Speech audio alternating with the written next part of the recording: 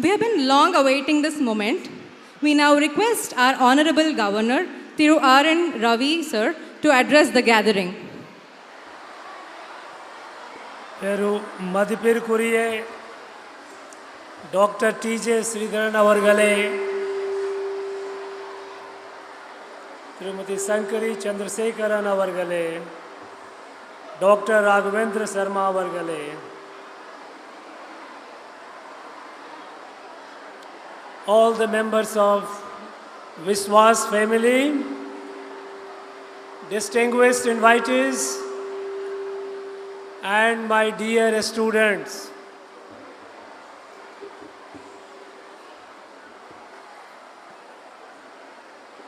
I am indeed very happy and delighted to participate in this event of Vishwas. Vishwas has been carrying out a major responsibility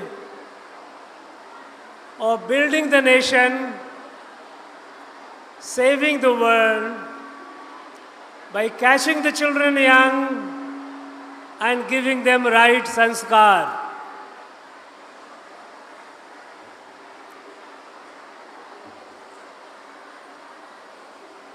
Today,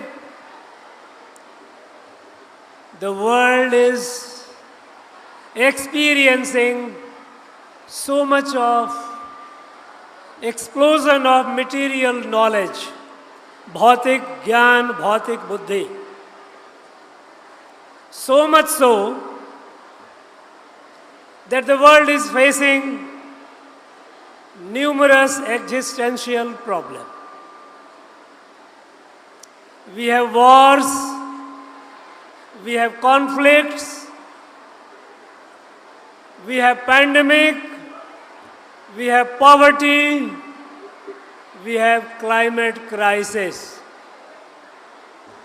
All these are result of excessive dependence on bhautik buddhi, bhautik gyan.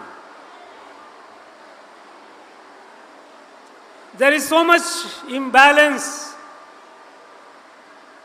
that individuals are losing sense of direction. Today,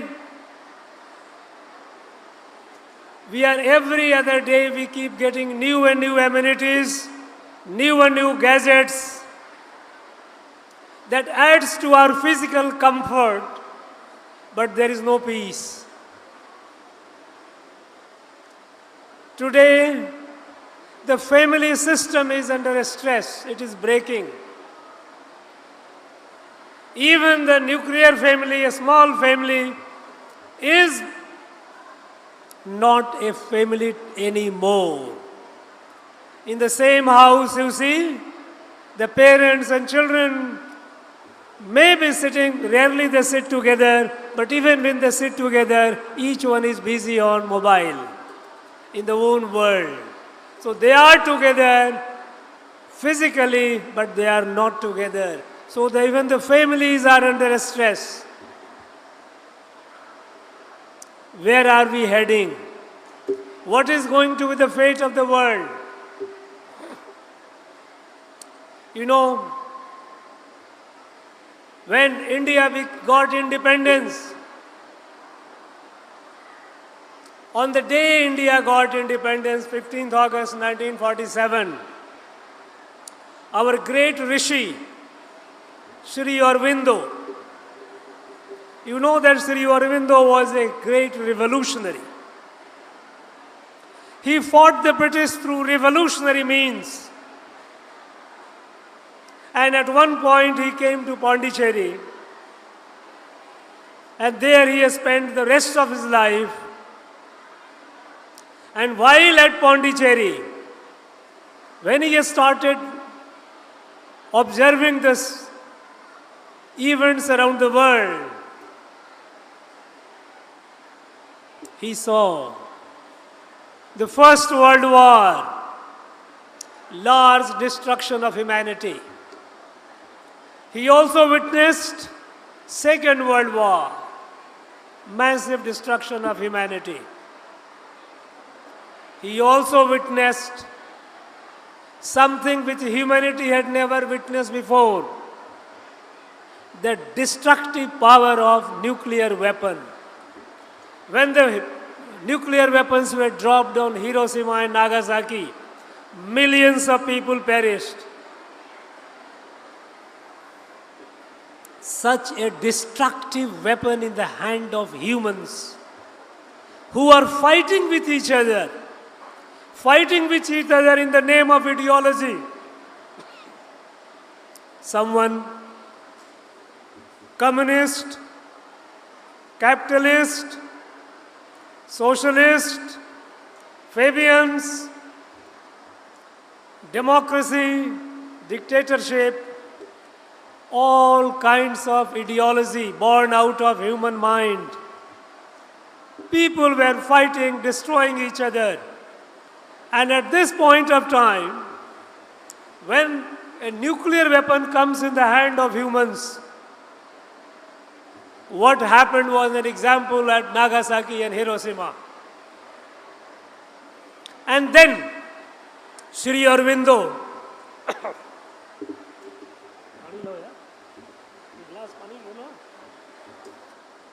Sri Aurobindo,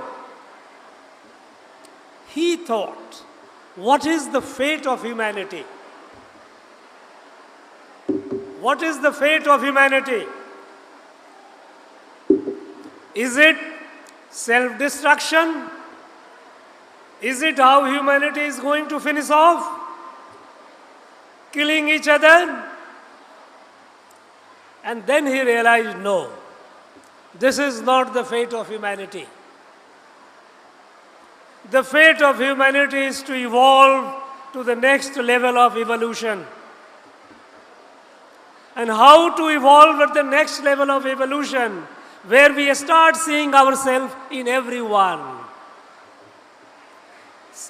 Seeing ourselves in everyone.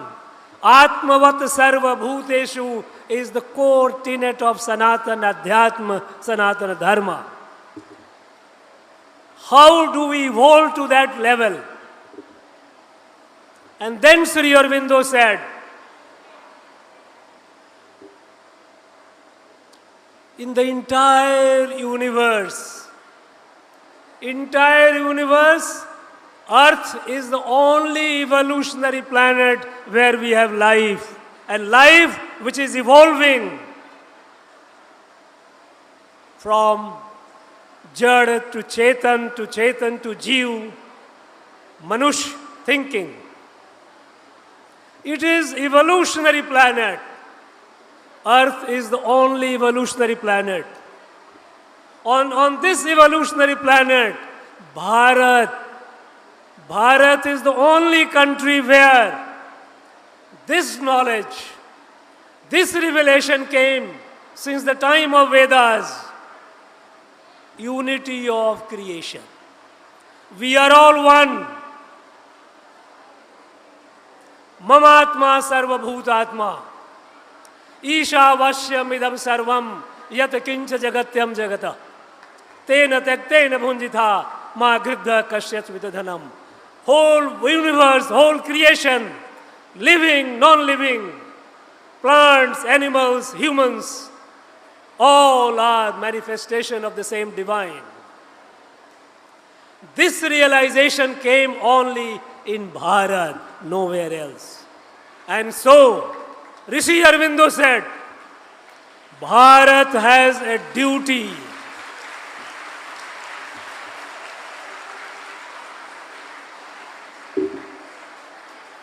Bharat has a duty. And the duty is to save humanity, to save the world with its adhyatmic knowledge.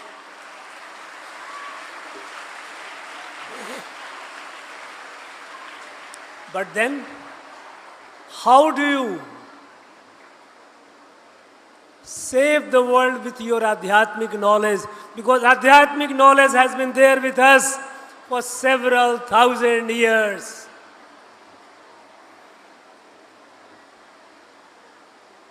during the last nearly 1,000 years, Bharat suffered invasions, humiliations, colonization. Bharat has to be strong. Has to be strong the way Swami Vivekananda said. He said, Bharat of my dream is a Bharat whose muscles are made of iron, whose sinews are of steel, but whose heart and mind are Vedantic, which sees Atmavat Sarva Bhutesu, everyone, the whole world is my family. This compassionate Bharat, that is what Rishi Aurobindo wanted. This is what he dreamed. And this is what he left the task for Bharat. That Bharat has to be strong, Bharat has to grow, and Bharat has to save the world with its adhyatmic knowledge, with its adhyatm, which believes in universal oneness, and at the same time, it's strong enough to see that they all others listen. You know, in one of our texts, Sukraniti by Sukracharya, he said, Balino vasaga sarve durbalasya cha shatruva. If you are strong, you are surrounded by friends. You have friends around. But if you are weak, you are surrounded by enemies. So Bharat has to be strong materially. But that is not enough. If Bharat only becomes strong materially, if Bharat only grows strong in science and technology, in any case it has to grow. This is not enough, because then it will be an imitation of the West. It will be an imitation of the West. Bharat has also to grow spiritually. There has to be a spiritual resurgence in Bharat. And only then, the Bharat, equipped with bhautik buddhi and adhyatmik buddhi, this Bharat alone can save the world and save the humanity. And that is what Bharat is doing today. Today, unlike a few years back, Bharat is no longer at the margin of international affairs. Till a few years back, this country of 130 crores, nobody took it seriously. Today, when Bharat speaks, when the Prime Minister of Bharat speaks, the whole world listens and listens with attention.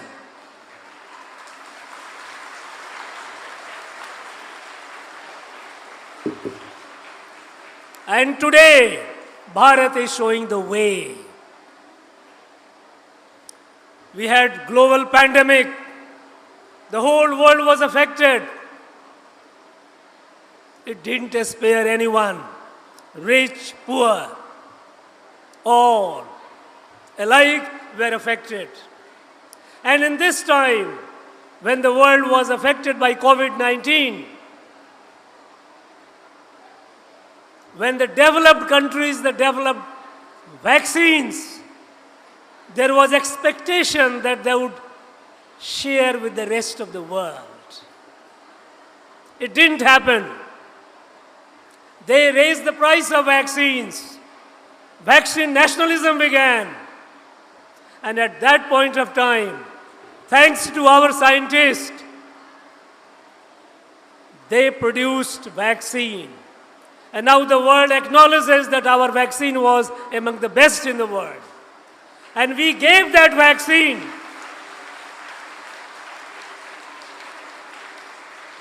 We shared our vaccine with people in more than 150 countries in the world. And that too free of cost. This is Bharat. Bharat that believes in Vasudhaiva Kutumbakam, that believes in Atmavat Sarva Bhutesu, that believes in Yadu Mure Yavarum Kele.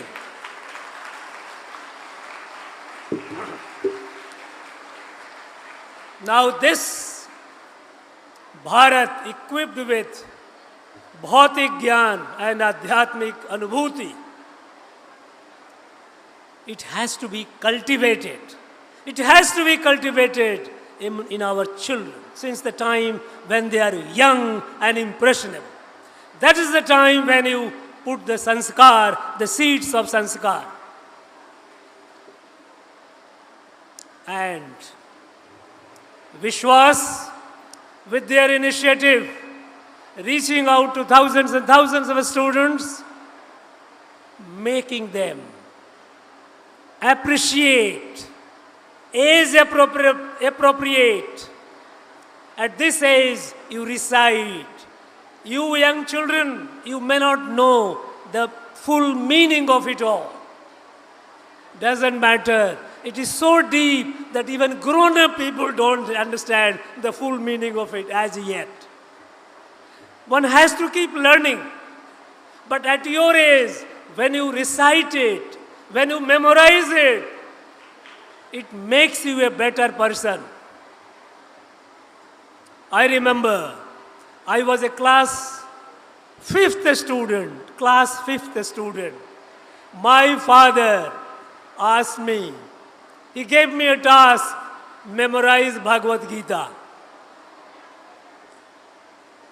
And I tell you, I memorized the entire Bhagavad Gita.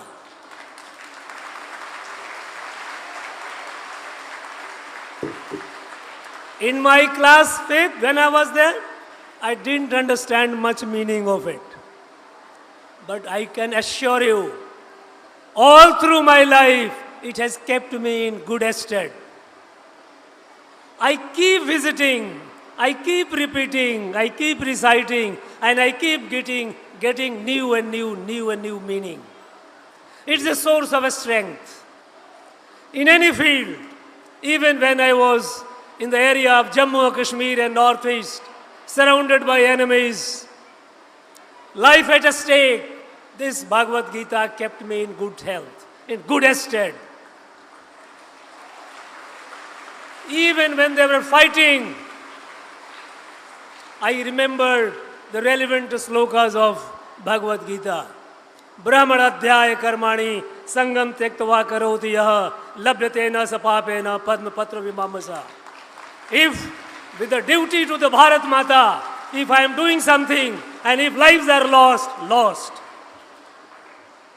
There is no question of thinking what is right and wrong. What is right is what is good for this country, this desh. And in our Adhyatma, our Sanatana Adhyatma, you cannot separate Desh Bhakti and Daiva Bhakti. Desh, Rashtra, Bharat is a Mata. That is why we call Mata. It is not a geography, it is a Mata, it is a mother, Mother God. We are all its children. So when you recite, when you memorize Vishnu Sahasranama, in due course, as you grow in life, you will appreciate more and more. And there will be, life is not a bed of roses. Life is not a very smooth, happy journey all the time. There will be ups and downs in life, personal life, family life, larger life. In all those journeys, at all those moments, when you are at odds with the situation, this will help you. It will give you a strength. Just keep in touch with it. Now you are reciting. It is not the end of it. It has to be your lifelong companion. As I said, Bhagavad Gita has been my lifelong companion. At the time I was hardly about 10 years of age. Today I am 70 plus. All these years it has been with me, source of strength. In the midst of the crisis, all that happens, nothing distracts me, nothing disturbs me. Because even when I face a lot of criticism, there is Bhagavad Gita that tells Bhuta Gramam Imam Krishnam Avasam Prakrite Vashat. People, those who are criticizing, people, those who are shouting, their Prakriti is like that, we don't blame them. They deserve sympathy.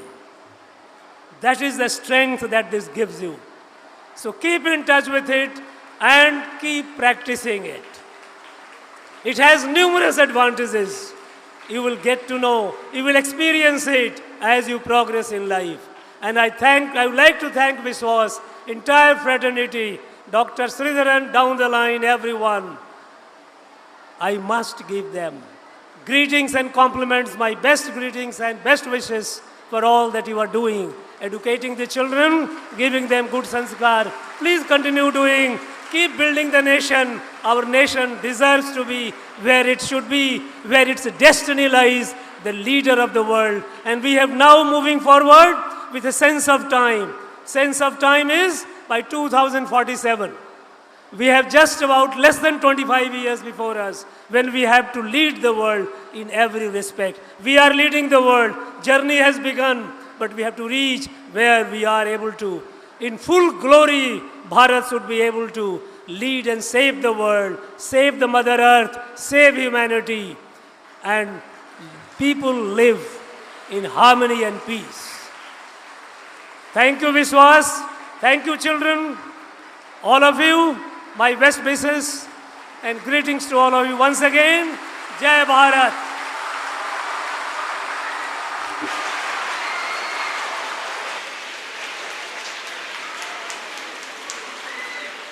Thank you so much, sir. I'm sure you know from the applause how much we loved your speech. Your speech actually reminded me of the shloka, Sarve Bhavantu Sukhinah. So, which preaches, India preaches, Bharat preaches to the whole world that, you have to take care of everyone and hope for their happiness, not just yours. So, I hope we all, this generation and the future generations, heed your advice and keep in mind that peace is the only solution. Thank you so much, sir.